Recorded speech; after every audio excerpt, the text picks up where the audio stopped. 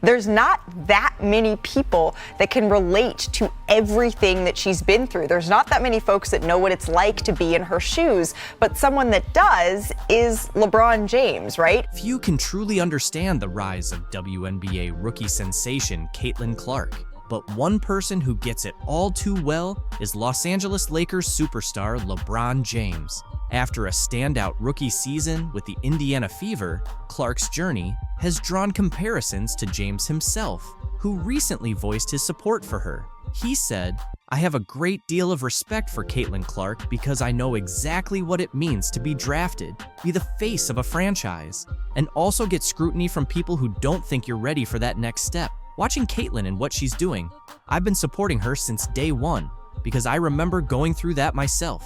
She has my support 100%. She's a transcendent player. Like James, Clark faced immediate pressure.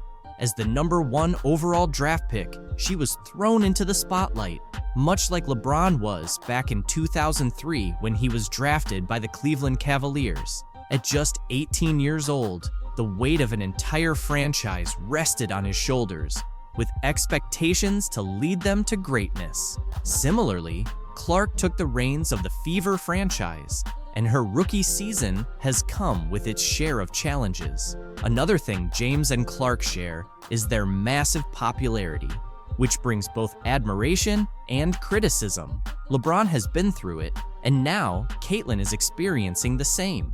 Yet, despite the noise from critics, both have turned the pressure into game-winning performances. LeBron, always a supporter of women's basketball, hasn't hesitated to show his admiration for Clark, whether it's through encouraging words or sharing her highlights on social media. He's been one of her biggest fans from the start. The one thing that I love that she's bringing to her sport, more people want to watch. Don't get it twisted. Don't get it f***ed up. Caitlin Clark is the reason why a lot of great things is going to happen for the WNBA. But I'm rooting for Caitlin because I've been in that seat before. I've walked that road before. NBA analysts have already started drawing comparisons between LeBron James and Caitlin Clark. Right, when LeBron James came out in 2003, we heard, so many guys on record saying they couldn't wait for him to get to the league and he wasn't going to do this, he wasn't going to do that. And guess what? He did that and he did this. Well, she took her hits, she got back up, and she kept swinging and she kept dominating in great fashion as a rookie. And so it's no other two athletes like LeBron James and Caitlin Clark that's been under this most pressure since I've been around the game of basketball that I've witnessed with my very own eye. Just like LeBron, Caitlin Clark's rookie season didn't get off to a smooth start. The Fever struggled with a 1-8 record early on, leading fans and analysts to question her abilities. Fast forward to the WNBA playoffs in September, and those doubts disappeared. Clark led the Fever to their first postseason appearance since 2016, finishing the season with a 20-20 record, their best in nearly a decade. Her stats were nothing short of remarkable, averaging 19.2 points, 8.4 assists, and 5.7 rebounds per game. Not only did she lead all rookies in scoring, but she also topped the entire WNBA in assists, though the Fever were knocked out by the Connecticut Sun in the first round. Much like LeBron's early playoff exits, this is just the start for Caitlin. LeBron himself didn't make the playoffs in his rookie year, finishing with a 35-47 record. 2 decades later, he's a 4-time NBA champion, a 4-time MVP, and a certified legend. As for Clark, she's already making her mark. After her playoff exit, she made history alongside Michael Jordan, becoming just the second rookie in NBA or WNBA history to average at least 18 points, 8.5 assists, 5 rebounds, 2 steals, and 1 block in a playoff series. Sharing a stat line with Air Jordan, that's no small feat. She has lived up to expectations, right? I'm looking at her the way I look at LeBron James, right? For us, the women's side of things, and the height that she had, the expectations she had to live up to, packing out arenas on a day-to-day basis. A lot of people out there waiting to see her fail, and still keeping her composure as a rookie and leading this team has been a beautiful thing to see. Clark's rookie season hasn't just turned heads in the WNBA. it's grabbed the attention of major sports media figures. ESPN's Stephen A. Smith and NFL legend Shannon Sharp have both praised her performance. Despite all the noise, Caitlin has been absolutely phenomenal, said Smith. Her ability to thrive under pressure shows she's got greatness written all over her. She elevated. She seemed to thrive. She's been better since the Olympic play. And what has she looked like since? She's looked absolutely marvelous, regardless of whatever noise has been out there. A lot of this noise came by people that were sitting on this network. They tried to minimize her, said, well, you giving her all this credit. What about the women that came before her? What the women came before her, what they did cannot be taken away. Caitlin Clark, what she's doing doesn't minimize what they've done. But the WNBA faced some early controversy just 90 seconds into the first playoff game of 2024 when the Indiana Fever took on the Connecticut Sun in their best-of-3 series. Things escalated quickly when Caitlin Clark, the unanimous Rookie of the Year, ended up with a black eye. The incident happened when Connecticut guard Dejanai Carrington appeared to accidentally poke Clark in the eye. Despite Clark clearly being in pain and falling to the ground, no foul was called, which sparked an outcry from fans on social media. Many accused Carrington of foul play, claiming the move was intentional. Even Barstool Sports founder Dave Portnoy weighed in, tweeting, "Why does the WNBA let players wear gigantic nails if they use them as weapons? We're lucky Caitlin didn't lose an eye. No foul call, and she had to play with one eye the rest of the game." Clark, despite the injury, continued playing, but had one of her toughest games since joining the WNBA. She shot just 3.5%, going 4 for 17 from the field, including 2 for 11 from beyond the arc. The Fever, unable to rally behind their star, suffered a tough 93-69 loss to Connecticut, putting them on the verge of elimination. Kelsey Mitchell's 21 points and Aaliyah Boston's 11 rebounds were among the few highlights for Indiana.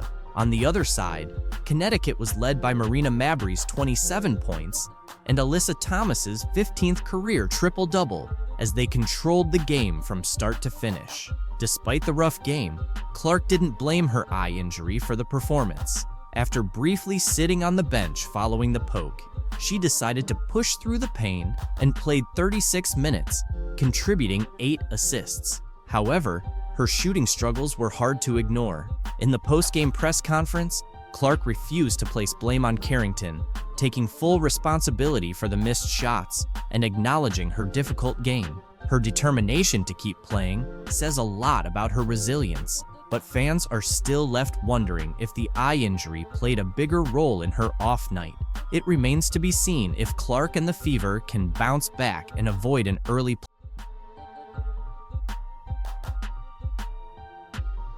Caitlin Clark has some big news that's sure to create a stir in the WNBA. But let's face it, are we really surprised? Many fans have been watching just to see her take charge in the league this season. Now, she's made the decision to step away for good, and honestly, who can blame her? She struggled with physical defense she's faced at the professional level and voiced frustration with the league's officiating, recently telling reporters, quote, "I feel like I'm getting hammered and everybody is physical with me, and opponents get away with things that other people don't get away with." That's what Caitlin Clark said. From the very beginning, this league didn't truly appreciate her talent. She took a team that had been largely unnoticed for 10 years and led them to the playoffs, set attendance records, increased ticket sales, and made her jersey a top seller. So what did she receive in return? A cheap eye poke, some shoulder hits, a loss by 6 points, technical fouls, unfounded claims of racism, and a label as a rude player. What I am upset about is like, hey man, your meal ticket is under constant attack. There's been dirty plays all season. If that's the kind of treatment you receive for making the league entertaining, I'd walk away too.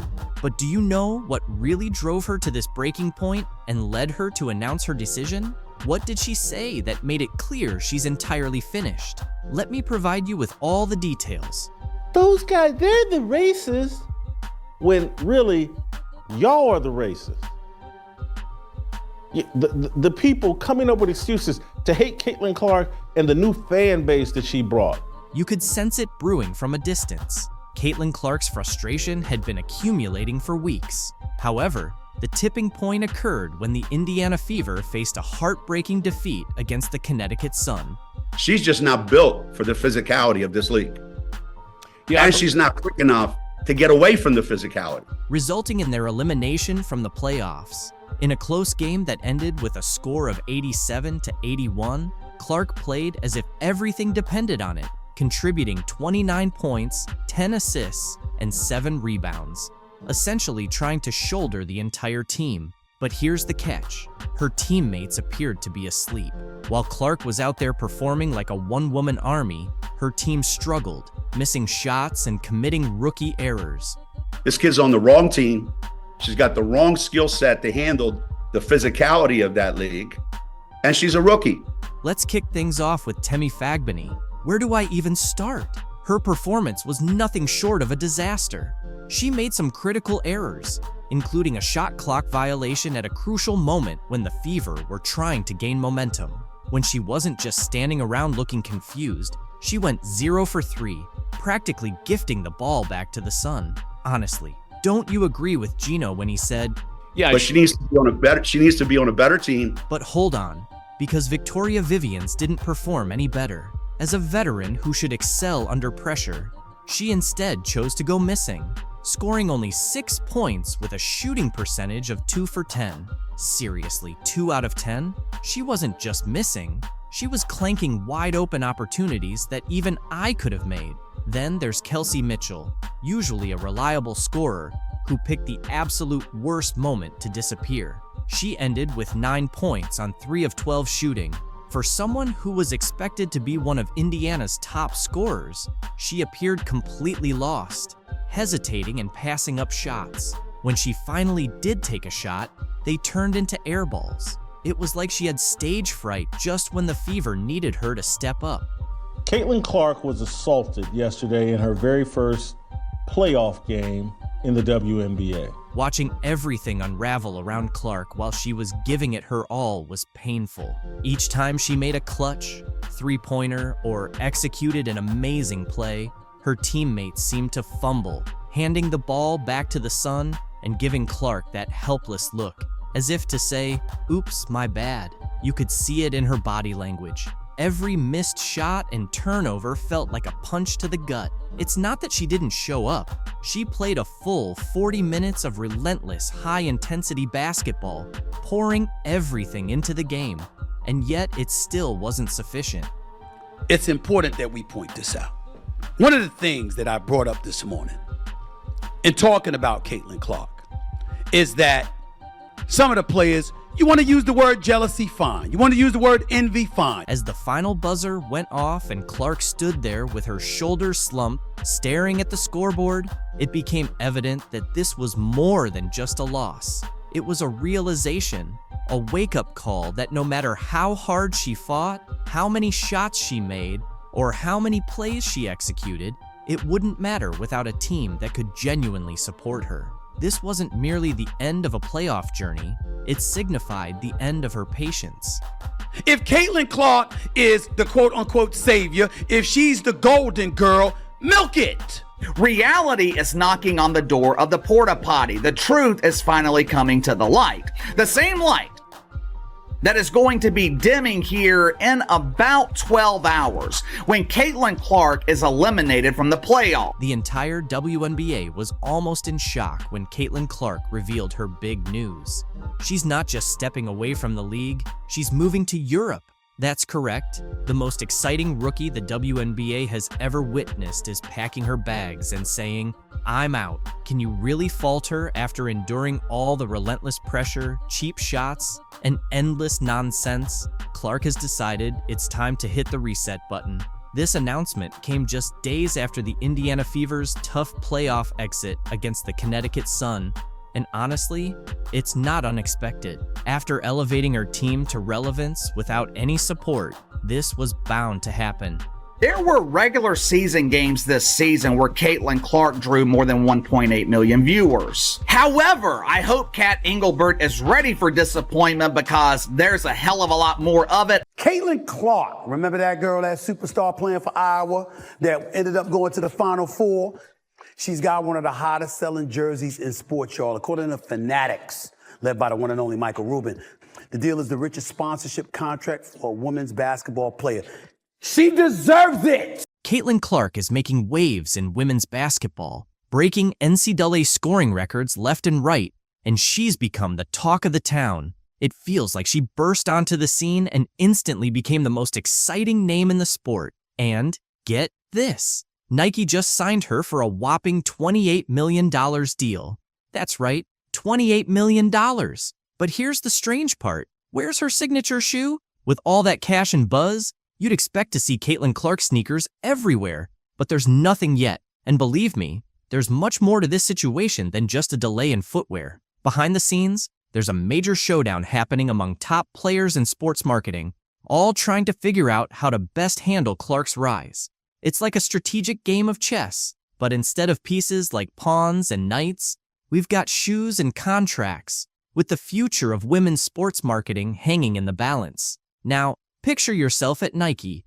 You've got the most promising rookie in years, yet you're hesitating to fully support her. Why? Because there's an MVP in the league who still hasn't received her own signature shoe. How do you navigate this without stepping on anyone's toes? It's like Nike is caught in a high-stakes basketball chess match. Clark now has an 8-year, $28 million deal with Nike that will include her own signature shoe.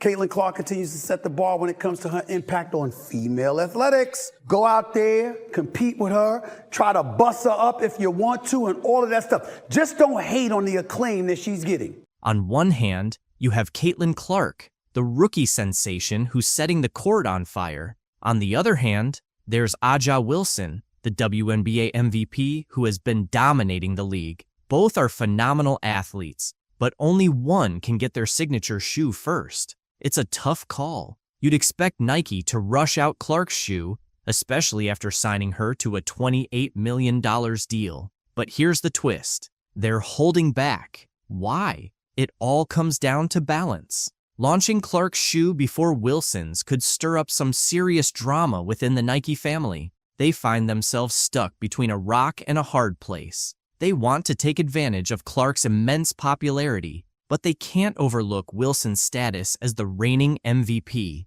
It's a tricky situation, and Nike is doing its best to avoid any missteps. Now, here's where it gets intriguing. An insider revealed that Nike's strategy has shifted. They used to make bold, decisive moves. Remember the just do it days? Now, it feels more like just think about it. They're so focused on managing public perception that they're playing it incredibly safe. This cautious approach isn't just about Clark and Wilson.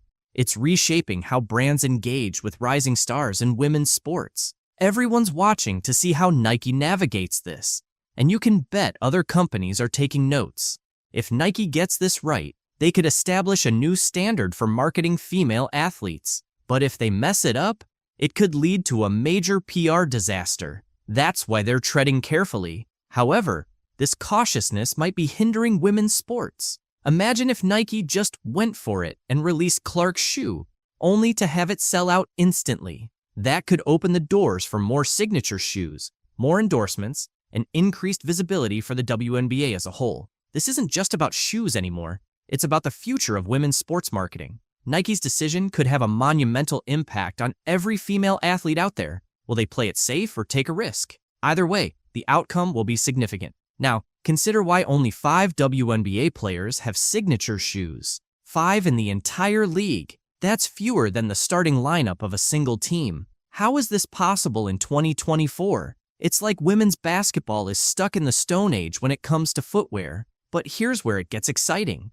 Caitlin Clark's shoe could change everything. We're not just talking about another unisex model with a woman's name on it. This could be a game changer. Imagine a basketball shoe designed specifically for a woman's foot. It's not just about aesthetics. It's about enhancing performance. It's surprising to realize that most women's basketball shoes are essentially just smaller versions of men's shoes. However, women's feet aren't merely smaller versions of men's feet. They have a different shape. So why do we expect women to perform at their best in shoes that weren't designed for them? That's where Clark's shoe could make a significant difference. If Nike gets this right, they could establish a brand new standard for women's basketball footwear. We're talking about shoes that fit better, feel better, and might even help reduce the risk of injuries. This isn't just about Caitlin Clark anymore. This could have positive implications for every woman on the court. Plus, the demand is certainly there.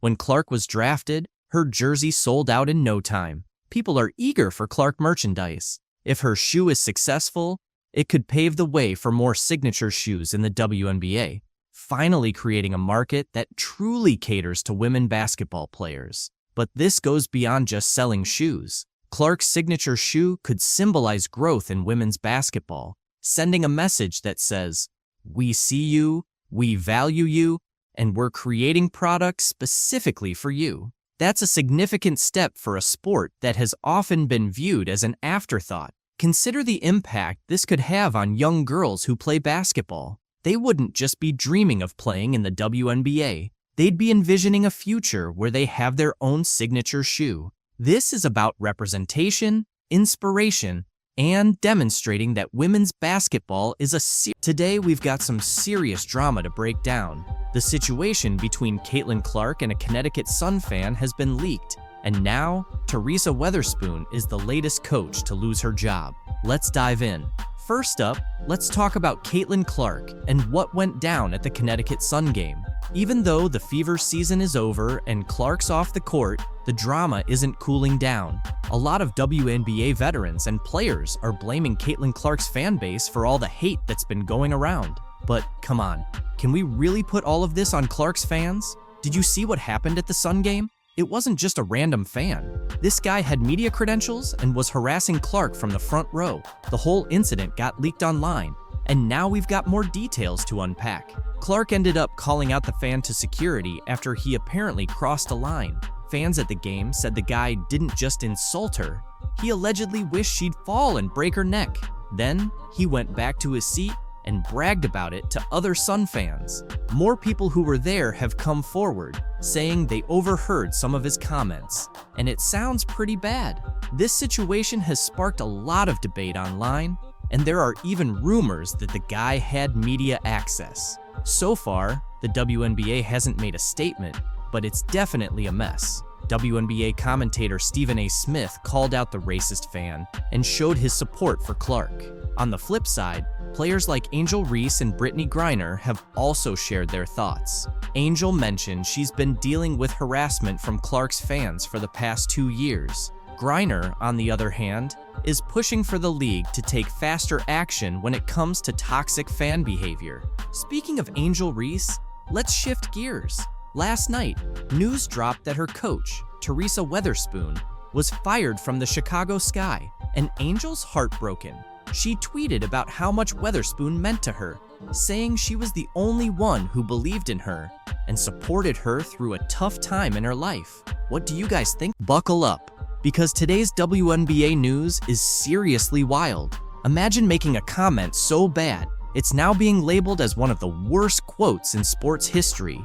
Yep, that's what went down when Chennedy Carter had a complete meltdown after Caitlin Clark was named to the first team All-WNBA and won Rookie of the Year. But here's the kicker, Clark didn't fire back with words. She let her game do all the talking, and trust me, you won't believe how she responded. So get comfortable, because we're diving into everything. From Carter's outburst to Clark's stunning response. Caitlin Clark's rookie season? Absolutely legendary. She earned her spot on the All-WNBA first team and took home Rookie of the Year honors. But, of course, not everyone was cheering her on. Chennedy Carter, for example, wasn't exactly thrilled. She practically lost it when Clark's name was mentioned for the big awards. And, while Clark's stats are beyond impressive, what really turned heads was how she handled all the drama.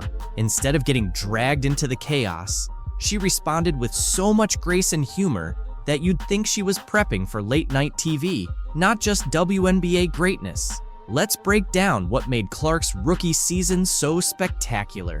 She wasn't just good, she was unbelievable, averaging 24 points and 8.5 assists per game since August. That's superstar level, no doubt. But wait, there's more. She didn't just win Rookie of the Year, she won it unanimously every single vote. It's like a popularity contest, but with actual skills to back it up. And as if that wasn't enough, She also made the All-WNBA first team as a rookie. That almost never happens. Talk about making an entrance. Clark didn't just put up big numbers, she completely turned things around for the Indiana Fever. They went from barely hanging on to becoming legit playoff contenders. Honestly, no one saw that coming. How does one rookie change the game for an entire team? That's exactly what we're about to dive into. And trust me, this story's just heating up. Not everyone's thrilled about Clark's rapid rise to stardom. One player's reaction to her success? Let's just say it wasn't what anyone expected. You'd think Clark's harshest critics might be her own teammates, right? After all, locker rooms are full of competition. Wrong. The most intense criticism actually came from someone who's never even played against her. And let me tell you, this one didn't just miss. It backfired big time. Enter Chennedy Carter, a WNBA player who decided to throw some serious shade at Clark. Carter didn't just question Clark's skills. She went straight for the jugular, saying, besides three-point shooting, what else does she bring to the table? Hold up, that's like saying, besides saving the world, what else does Superman do? It was a pretty wild take, and fans weren't having it. Carter's comment didn't just fall flat. It sparked a huge backlash. Fans, analysts, and basketball experts all fired back, calling Carter out as a hater and even questioning her basketball IQ. It was like she tried to nail a buzzer beater, but ended up tossing the ball into the stands. Major fail. Now, maybe you're thinking, did Carter have a point? Was there something behind her criticism? Well, the answer came quickly, and it was a big no. Clark didn't bother with a war of words. Instead, she responded in the best way possible by showing everyone what she's made of on the court. Shortly after Carter's comment, Clark made WNBA history by becoming the first rookie to record a triple-double, 19 points, 13 assists, and 12 rebounds. That's not just a good game, that's a sit back and watch me level of performance. And Clark didn't stop there. She kept leading her team, consistently racking up assists and turning heads every time she played. The Indiana Fever transformed from a struggling squad into a must-watch team, with some even saying Clark was putting the WNBA back on the map. She was making people pay attention to women's basketball in ways that hadn't been seen in years. What really sets Clark apart, though, isn't just her skills, it's the way she handled the whole situation. After her record-breaking triple-double, she didn't fire shots back at Carter. No gloating, no snarky social media posts. Instead, she took the high road and thanked her teammates for their support. That's not just good sportsmanship, it's pure class and leadership. Meanwhile, everyone was anticipating a comeback from Clark toward Carter. They expected some trash talk, a clever quip, or something to stir the pot. But nope, Clark was focused on business. Instead of diving into any drama, she took to the court and dominated once again. Just look at her game against the Dallas Wings, where she effortlessly scored 35 points and led the league in assists, like it was just another day at the office. Talk about letting her performance speak for itself. Clark's coach, Christy Sides, wasn't shy about her faith in Clark either. After watching her play, she confidently stated that Clark should be taking at least 15 shots per game. That's not just trust, that's building an entire game plan around a rookie. How many rookies get that kind of responsibility right off the bat? Not many. But while the drama between Carter and Clark was stealing headlines, Clark was busy doing what she does best, playing basketball and leading her team. After each significant game and every record she broke, Clark consistently credited her teammates. She didn't hog the spotlight, she shared it. That kind of humility from a rising star is truly rare. And it's not just about her leadership on the court. Clark has single-handedly changed the narrative around women's basketball. No one is asking what she can't do anymore. Instead, people are talking about how she's revolutionizing the game. She's drawing in new fans, inspiring young players, and bringing a fresh wave of excitement to the Indiana Fever just made a huge move that could shake things up for Caitlin Clark and her championship dreams. Kelly Krauskopf, the mastermind behind their 2012 title, is back as president. If you're a Fever fan or someone who's been following Caitlin Clark, This is the moment you've been waiting for. But the big question is, can Krauskopf build a winning team around Clark like she did with Tamika Catchings? Background in terms of growing up in the organization and understanding everything, the nuances around it, and certainly gives us great perspective. Krauskopf has a reputation for building championship teams, but the pressure's on now. The Fever are leading the league in attendance, with Clark drawing in record-breaking crowds. The big question is, can Krauskopf turn that energy into wins on the court? Will she make bold trades, shake up the coaching staff, or bring in fresh talent to help Clark chase her first championship ring? One thing's for sure, the Fever's future is about to get a lot more interesting, and fans won't want to miss a moment. Since Krauskopf was last in charge, the team's had better days, especially in the seasons leading up to 2024. It's been a bit of a roller coaster, and now the stakes are higher than ever. The challenge? Build a winning squad around the electrifying Caitlin Clark. Clark isn't just another rookie.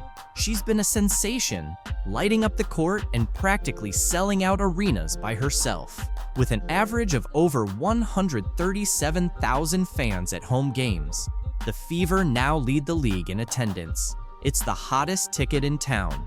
But now that Krauskopf is stepping back into the spotlight, all eyes are on her to do more than just ride this wave of popularity. Recently, she was the Indiana Fever's president as well as GM for nearly 2 decades. I think a lot of the opportunities that I've been given, To turn all the excitement into real success on the court, fans are pumped, but they're also craving more than just hype. They want a championship. So, can Krauskopf build the powerhouse team Clark needs to bring that shiny trophy back to Indiana? No pressure, right? Kelly Krauskopf is back as the Indiana Fever's president, and this isn't just a nostalgic return. It's a massive opportunity for the team's future. With her solid track record of building winning squads, everyone's curious about her next move. Will she shake things up by changing the coaching staff, revamping the roster, or maybe a bit of both? Whatever she does in the coming weeks could either boost Indiana's championship chances, or, well, let's just say it might not be as exciting. Her first big challenge? Figuring out what to do about head coach Christy Sides. Sure, Sides got the team back to the playoffs, which is a win, but let's be real, the defense struggled, ranking near the bottom of the league. That's not exactly championship material. Plus, Sides has been leaning hard on her star players, keeping them on the court for long stretches. And some of her in-game decisions, whether it's arguing with refs, protecting players, or calling critical timeouts, have raised eyebrows. There's definitely room for improvement. Krauskopf's got a big decision to make. Stick with Sides and hope things improve, or bring in fresh blood to tighten things up. Either way, it's going to be interesting to see what happens. With Krauskopf's experience, she was the WNBA's first ever director of basketball operations. She's got a serious edge when it comes to team building. She's like the Sherlock Holmes of talent scouting, always finding the right pieces to complete the puzzle. The Fever's roster is already looking bright, with stars like Caitlin Clark, Aaliyah Boston, and Kelsey Mitchell. But even a strong lineup needs a bit more firepower. The team could use a tough, gritty player who isn't afraid to bring some physical defense when things get tough. Krauskopf might have to dig into the free agent market or work some trade magic to find that missing piece. Someone who can bring a little edge and keep the competition in check. And let's be honest, Clark, as amazing as she is, needs a breather sometimes. Finding a solid backup for her is key to keeping the offense running smoothly. Without one, it's like driving a race car without a pit crew. Things could unravel fast. Well, thanks, Gary. And after building the Indiana Fever into one of the WNBA's best franchises, Kelly Krauskopf last December made history by joining the Indiana Pacers as the NBA's first assistant female general manager. Fortunately, Krauskopf's experience with the Indiana Pacers, where she helped build a playoff team, shows she knows how to make smart decisions.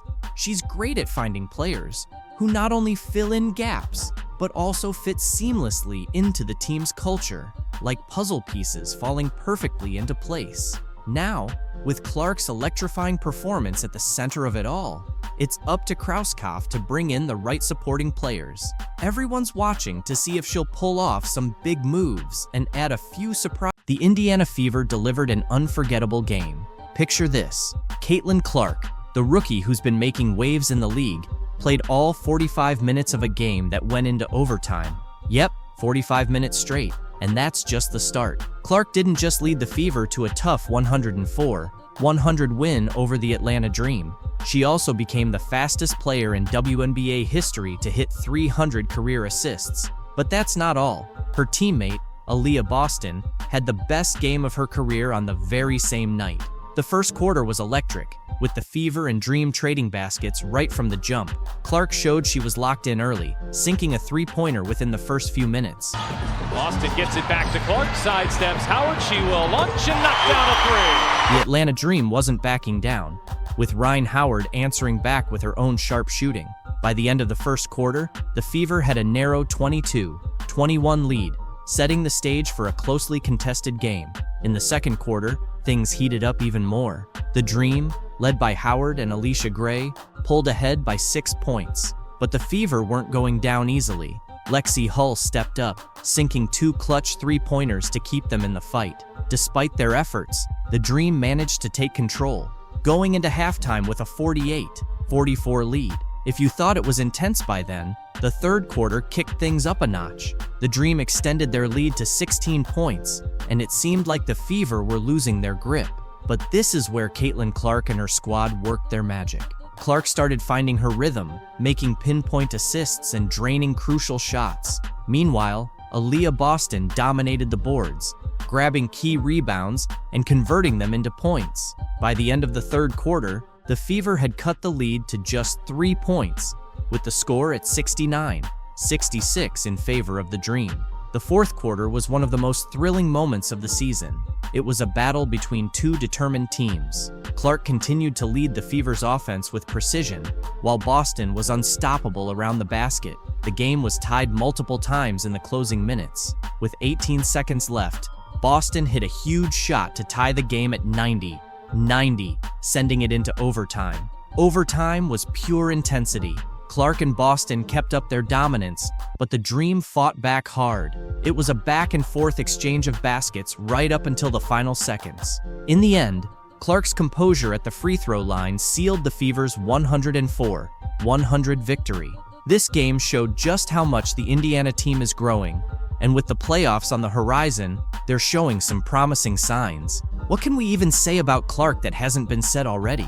Well, here's one for you. She played all 45 minutes of the game. Unreal, right? But the numbers back it up. Clark wrapped up the night with 26 points, 12 assists, and 5 rebounds. That's not just a double-double, it's complete court control. And the biggest highlight? She became the fastest player in WNBA history to hit 300 career assists. We're talking about a rookie shattering records that seemed untouchable. Her court vision is something else. If Clark was the conductor, Aaliyah Boston was the unstoppable force. Boston had the game of her career, dropping 30 points and grabbing 13 rebounds. Another double-double, but more than that, it was pure dominance. She was a force in the paint, turning Clark's assists into easy buckets and creating second chances with her offensive rebounding. Boston was incredibly efficient, hitting 11 out of 16 shots. And let's not forget Kelsey Mitchell. While Clark and Boston were stealing the show, Mitchell quietly had a standout game herself, with 21 points and a solid 50% shooting. She was the quiet but critical third piece of the puzzle, delivering when the Fever needed it most. Mitchell showed why she's one of the top shooters in the league, sinking clutch shots to help seal the victory. The trio of Clark running the show, Boston owning the paint, and Mitchell hitting from the outside is a combination that could take the Fever deep into the playoffs. And speaking of playoffs, with performances like this, the Fever are proving they're not just here to make up the numbers, they're here to compete for a title. A key moment in the game came in the third quarter when the Dream opened up a 16-point lead. That could have been the moment many teams threw in the towel, but not the Fever, and definitely not Clark. She kicked off a series of plays that completely turned the game around. She drained a three-pointer and followed it up with 2 quick assists to Boston. Just like that, the 16-point gap started to shrink. This was where Clark's championship mentality really showed. She didn't just rack up points, she elevated the play of her whole team. This game summed up the Fever season. Flashes of brilliance, some adversity, and overcoming challenges. But most of all, it showcased the heart and determination of this young squad, led by Caitlin Clark received 17% of the WNBA's flagrant fouls this season, and 80% of those flagrant fouls were committed by the Chicago Sky against Caitlin Clark. So there have been cheap shots, there have been hard fouls, there have been other plays that haven't even been called flagrant fouls, but when you have the face of your league getting nearly 20% of all flagrant fouls called against her, that is an issue. Did you catch that WNBA game where it felt like the refs had it out for Caitlin Clark? It's wild.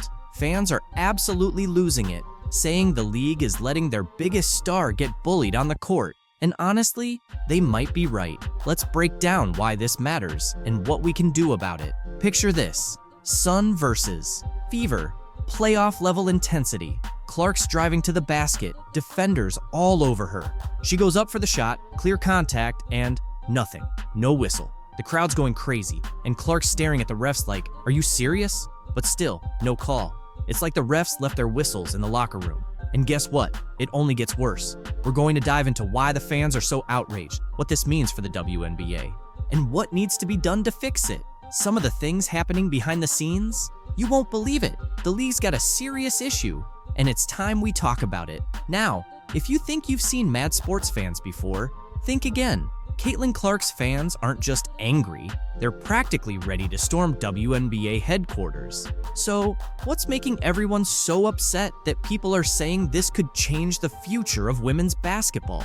Just imagine your Twitter feed blowing up with all caps rants, Instagram flooded with heated reaction videos, and Facebook groups turning into full-on virtual battlegrounds. Superstars are going to get a special whistle, and they should, protecting their one superstar who brought in more eyeballs than anyone else has ever done in the league. She should have a special whistle. Calls like this should be made, should be reviewed, because at the end of the day, it's not just the sport, it's the entertainment of the sport, and you need to protect your superstars, and the WNBA has not done well this entire season. This is what's going on in the WNBA right now.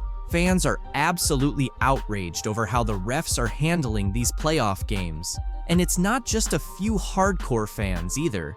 It's turned into a full-blown revolt. So what's causing all this frustration? It comes down to how the officials are treating the league's top stars, especially Caitlin Clark. Fans are furious, saying that the refs are letting defenders get away with everything when it comes to Clark. She's getting pushed, shoved, and knocked around without a single call being made.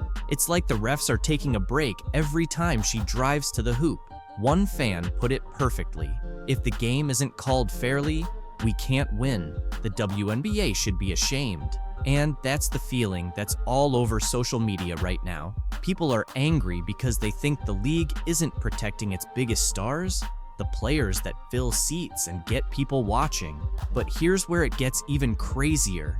This isn't just about one game or even one player anymore. Fans are saying this whole referee issue could actually hurt the future of the WNBA. They're worried that if star players like Clark can't perform because they're constantly getting fouled with no calls, it's going to slow down the growth of the league.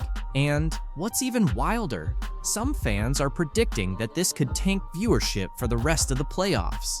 They're asking, why should we watch if the games aren't fair? It's like the league is ruining its own momentum right at a time when it should be celebrating its success.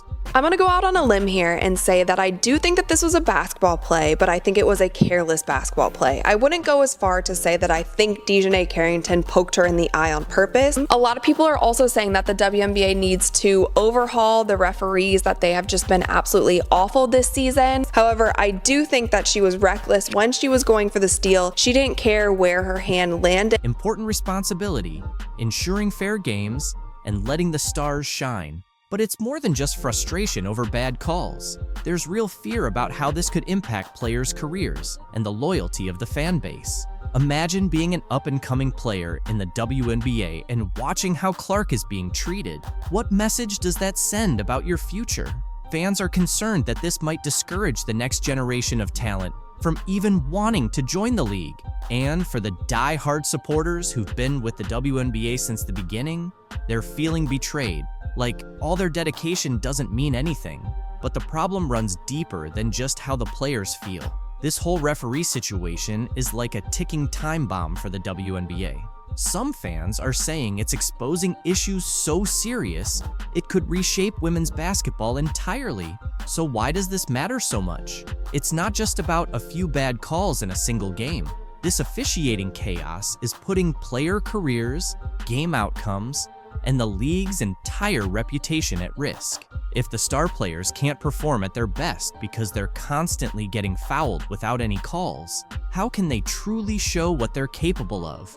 Not calling some of these fouls and not cracking down on some of these cheap shots and hard fouls that are so excessive, not only against Caitlin Clark, but against other players as well. People want to see a fast-paced, high-scoring, long-range shooting game from these women. People should know right off the bat, it shouldn't be the first round of the playoffs that players think that they can still do this kind of thing. If Caitlin Clark is the star of the WNBA, things are about to get tough for the league once she's out of the playoffs. The reality is, the WNBA is in for a wake-up call. When Clark was out, ratings plummeted from 1.8 million viewers to just 161,000. Definitely concerning for Kathy Engelbert and the league. Clark's presence this season boosted everything: merchandise, ticket sales, and TV viewership. The Indiana Fever, once barely relevant, became playoff contenders, and her games consistently sold out. But now, here's the issue. Without Clark, the WNBA is struggling. Not a single playoff game has even reached 500,000 viewers in her absence. Without her star power, the league is left facing empty arenas and tanking ratings. It's become clear they put all their hopes on Clark, and now they're feeling the effects. Clark's influence extended beyond just the Fever. She set records in points, assists, and triple-doubles, and her energy lifted the whole league. Attendance shot up by 156%, TV ratings nearly tripled, and merchandise sales skyrocketed. She even drew in fans who had never paid attention to women's basketball before. But now that she's out, the league is facing a tough reality. Remember those packed arenas for her games? Without her, the venues are half full, and the excitement is gone. Even the top teams can't pull in 500,000 viewers. The WNBA is staring down not just a major drop in fan engagement, but a financial loss too. The NBA pours $200 million into the WNBA every year just to keep it going. But compared to the NBA's $3 billion in revenue, the WNBA's earnings are minimal. What's even more shocking is that the league hasn't properly marketed Clark. There have been no big commercials or major marketing campaigns. It's like they're hiding their biggest asset. So what happens now? The WNBA needs to develop more stars, build rivalries, and create storylines that don't rely entirely on Clark. The league can't sit around waiting for the next big name to show up and save them. It's time for change, and fast. Can the WNBA survive without Caitlin Clark? Or is this the start of a serious decline for women's pro basketball? The Indiana Fever is turning up the heat, and it's not just because they're pushing for a playoff spot. Nalissa Smith and Caitlin Clark are caught in a bit of drama that could give your favorite reality shows a run for their money. If you thought The Real Housewives had enough tension, you might want to hear about the brewing rivalry between these two basketball stars. As the Fever gets ready for the playoffs, things in the locker room are getting heated, almost as fast as a three-pointer. Nalissa, who used to be the face of the team, now feels like she's being overshadowed by the rising star, Caitlin Clark. It's like a sports soap opera playing out right on the court, with a mix of jealousy, competition, and just a hint of shade. So, what's really going on between Nalissa and Caitlin? Is this a case of jealousy, or is it just good old competitive spirit? Can they work together without it turning into a full-on showdown? Grab your popcorn, because this isn't just about basketball anymore. This is shaping up to be the biggest storyline in the WNBA right now. Anti-white hate towards Caitlin Clark is exactly that. But I could guarantee you, if Caitlin Clark would take a knee and she would salute BLM, that all of this might dissipate overnight. But because she has not done that, here we are. Tommy's right. It's not just race, though. It's also sexuality. Caitlin Clark is a white heterosexual woman in a black league, and they resent and are jealous of all of the attention and the shoe deal that she got. Instead of recognizing the truth, which is great athletes who people care about coming into your league really do make everybody more money, and hey, get you charter airplane flights instead of flying commercial. The Indiana Fever locker room is like a pressure cooker about to burst. What was once a place of team unity and support now feels more like a battlefield full of drama. A divide is formed, splitting apart a team that used to be united by a common goal. At the heart of this tension is a rivalry between two of the team's brightest stars. Leading the charge is Nalissa Smith, the former face of the team, who now finds herself sidelined as the spotlight shifts to a new rising star. But don't count her out just yet. Smith isn't the type to quietly step aside. She's ready to fight her way back into the spotlight, shaking things up and making her presence felt throughout the entire team. Clark off the Smith screen, goes back for Smith, wide open at the foul line, and Smith cashes it. That screen doubled Caitlin. She didn't get phased and gave it up quickly. No Smith with the steal. Hillman giving chase.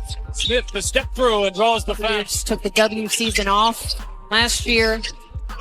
She would certainly love a little bit of consistency. Ooh, Nalissa Smith. Here in the early going tonight. Yeah, you mentioned a lot of talk of Caitlin. Taylor cut off on the baseline. Smith shot fake the three. Oh, look at the behind the back. And the push shot. Smith showing off the moves. Nalissa Smith, such a talented, oh my goodness. About 3 or 4 minute rest. Clark working the baseline. Good ball movement here. Smith is wide open and buries a triple. In the W this season, you saw those numbers there. 3-time Olympic gold medalist, the league MVP, and she looks... This situation goes way beyond a friendly rivalry. It's about identity, pride, and survival in a league where one wrong move could land you on the bench, or worse, sent to another team. As tensions within the Fever continue to rise, there's one big question. Can they survive the storm between Smith and the rookie? What drives Smith to confront the player who's taken her spotlight? Is this the beginning of the end for Nalissa Smith in Indiana? Or is she gearing up for a comeback worthy of a Hollywood storyline? I think what Caitlin has done for not just college basketball, but for women's basketball, period, I think has been great. The following, people watching the game, sellouts that we haven't seen ever. It just really bothers me, though, when people just take bits and pieces of what they want to take and they don't listen to everything and you don't hear everything. It wasn't personal. One, it was my opinion on how I think she'll be at the next level, because I do remember me saying that Caitlin, to me, could be the best college shooter I've ever seen. When you put these expectations on these young women in college to go to the next level and be immediately dominant, and when that doesn't happen, then people come back and say, oh, she was a bust, she was a flop, she wasn't that good. Just let them do what they're doing in college, enjoy what they're doing in college, and let them become stars in the WNBA. To really understand how serious this situation is, we have to look back a bit. Smith wasn't just another player on the Fever's roster. She was the backbone of the team. Her rise to stardom wasn't by chance. It was the result of hard work, undeniable talent, and natural leadership that earned her the role as the team's go-to player. She didn't just play basketball. She was shaping the future of the Indiana Fever with every standout performance. The media couldn't get enough of her, and the fans absolutely loved her.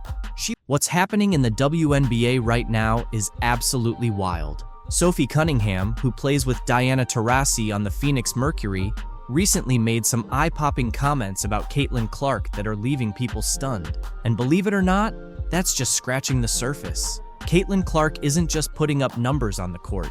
She's changing the game itself. She's been smashing records, pulling off impossible plays, and shaking up the Indiana Fever in ways no one saw coming. And get this, some of the seasoned veterans are starting to feel a bit envious. Yep, the rookie is making waves so big that it's ruffling the feathers of some long-standing stars. But hold on, let's take a closer look at what Cunningham said that's got everyone buzzing. In a recent interview, she dropped some serious thoughts on Caitlin Clark. But I think they've done a great job in the league as well. I think the physicality and all that they're going to get used to, but I think especially Caitlin Clark, she's been killing it. And I'm a huge fan, and I never say that, but I think it's fun what she's doing. Can you believe what this means?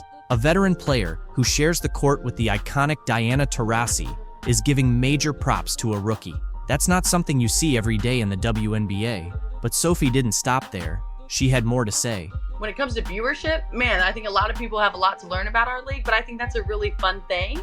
And if you have really anything negative to say about all the viewership and everything that this rookie class is doing, I just think that you're not capitalizing on it and you might be a little jealous. So Sophie just dropped a truth bomb on anyone throwing shade at Caitlin Clark's success and the other rookies in the league.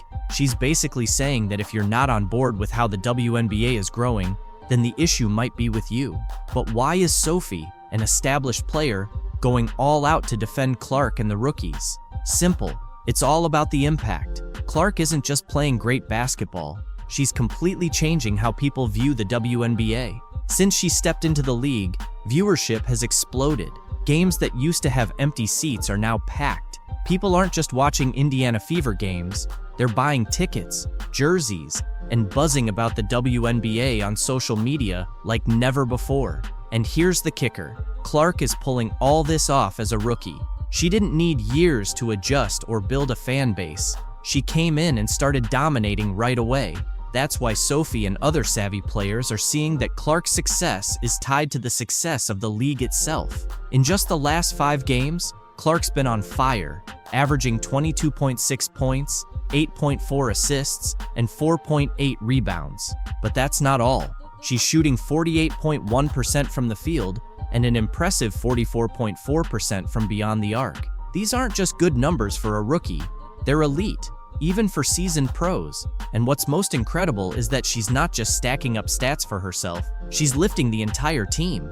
With Clark on the court, the Fever have gone from barely scraping by to becoming serious title contenders. Oh, and that record for most points generated in a WNBA season? Clark is on track to break it. She's already ranked among the top 3 rookies of all time for total points, and the season's not even over. But it's not just about scoring. Clark is redefining what it means to be a point guard in this league. Her assists aren't just routine passes, they're jaw-dropping plays. She's seeing and creating opportunities that leave even the commentators speechless.